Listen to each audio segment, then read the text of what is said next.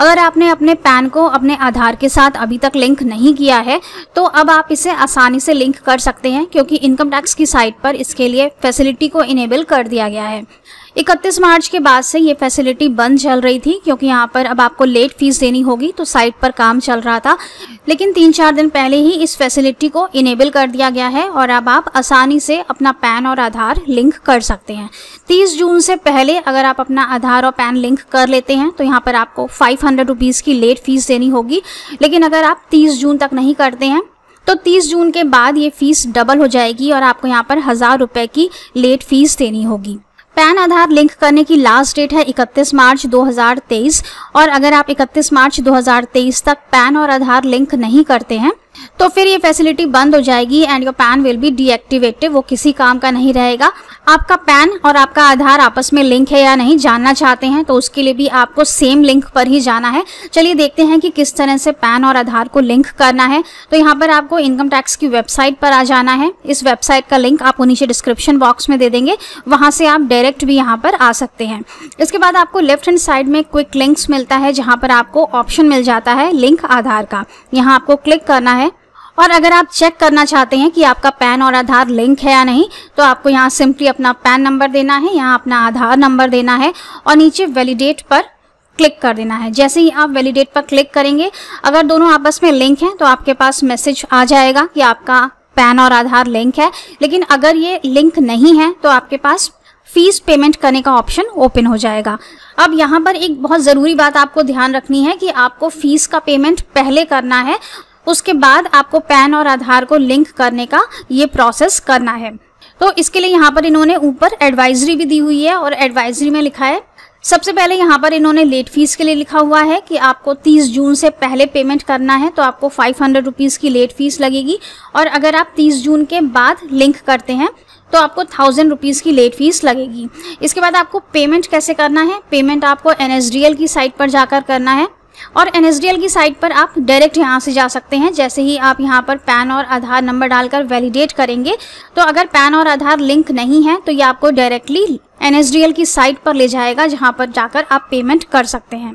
Payment करने के लिए यहाँ पर एडवाइजरी दी गई है कि आपको चालान नंबर 280 में पेमेंट करना है और इसके साथ ही आपको पेमेंट के लिए माइनर हेड 500 को चूज़ करना है और मेजर हेड 0021 को चूज़ करना है।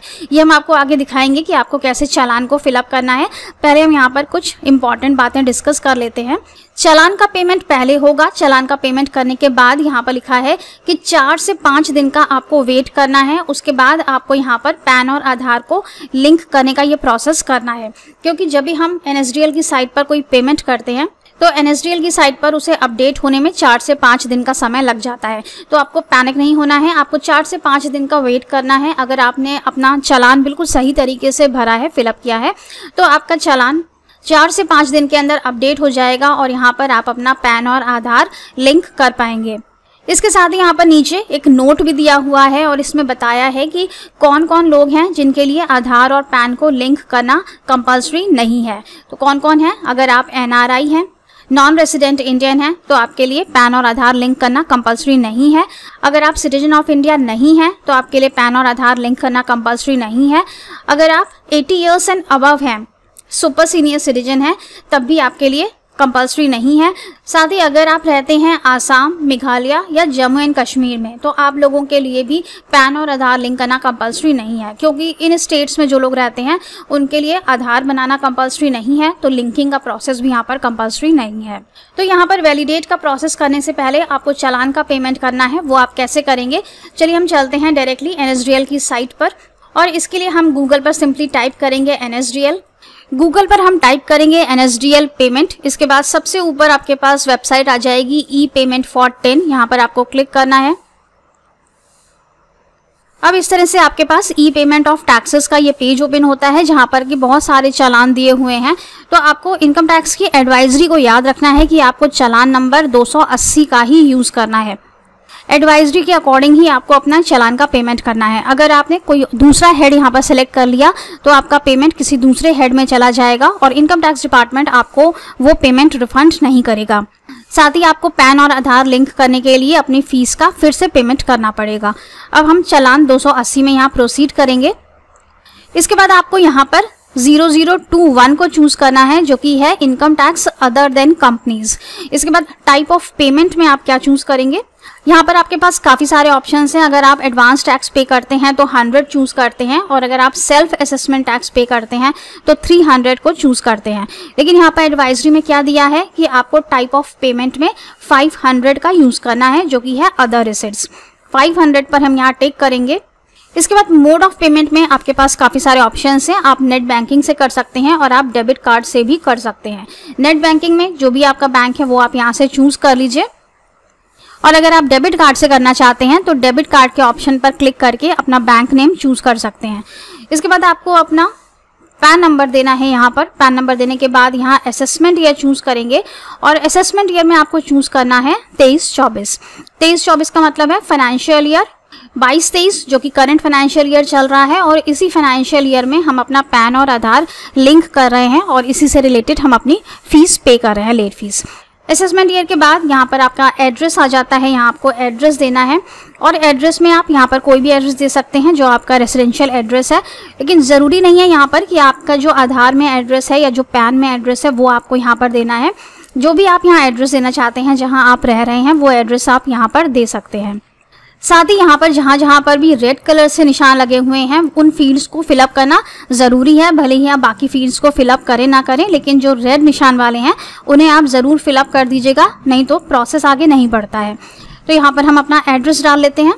एड्रेस डालने के बाद आपको ईमेल और फ़ोन नंबर देना है, जो कि अगर आप देना चाहें तो दे सकते हैं, लेकिन इनको देना कंपल्सरी नहीं है, क्योंकि आप देख सकते हैं कि यहाँ पर रेड निशान नहीं लगा हुआ है। इसके बाद आपको यहाँ पर ये कैप्चा कोड डालकर प्रोसीड करना है।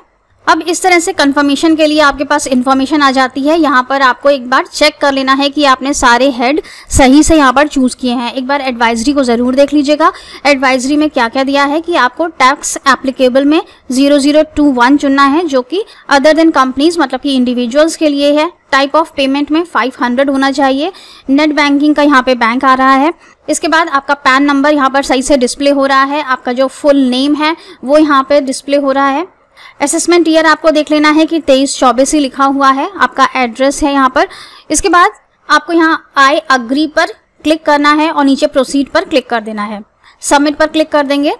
अब यहाँ पर आपके पास नेट बैंकिंग का ऑप्शन आ जाता है। आपको यहाँ प्रोसीड पर क्लिक करना है और नेट बैंकिंग के थ्रू पेमेंट कर देना है। 30 जून से पहले अगर आप पेमेंट कर रहे हैं तो आपको 500 रुपीज़ पे करने हैं, और अगर 30 जून क्रॉस हो जाती है तो आपको 1000 रुपीज़ की लेट फीस पे करनी है। लेकिन क्योंकि ये लिंक काफ़ी दिनों से बंद था और काफ़ी सारे लोग यहाँ पर लिंक नहीं कर पाए हैं, तो हो सकता है कि 30 जून की जो डेडलाइन है उसको एक्सटेंड कर दिया जाए और आगे भी आपको 500 रुपीज़ की ही लेट फीस देनी हो। इसलिए अगर आप 30 जून के बाद पेमेंट कर रहे हैं तो एक बार एडवाइजरी पर ज़रूर ध्यान दीजिएगा कि कहीं 500 रुपीज़ की जो डेडलाइन है उसको एक्सटेंड तो नहीं कर दिया गया है। पेमेंट हो जाने के बाद 4 से 5 दिन का आपको वेट करना है। उसके बाद आपको इनकम टैक्स की वेबसाइट पर लिंक करना है। तो चलिए हम चलते हैं इनकम टैक्स की वेबसाइट पर। अब आपको यहाँ पर अपना पैन नंबर देना है, आधार नंबर देना है और यहाँ वैलिडेट पर क्लिक करना है।